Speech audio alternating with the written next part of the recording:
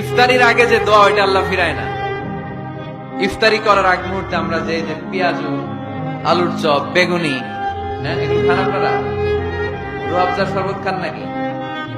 এই যে সাজায় রাখা হয় ডিজাইন করে, এইগুলো রেখে যখন দোয়া করেন, এই দোয়াটা আল্লাহ শুনে খুব।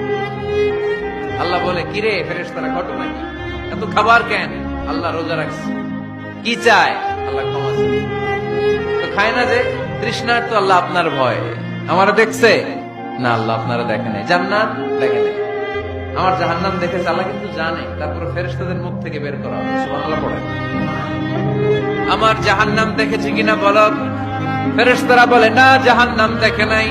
আমার জান্নাত দেখেছে কিনা বলো। জান্নাতও দেখে নাই, কিছুই দেখে নাই, আপনারও দেখে নাই। আল্লাহ এবার খুশি হয়ে যাবে। আমার খুশির জন্য আমার ভয়ে তৃষ্ণার্ত ক্ষুধার্ত সামনে খাবার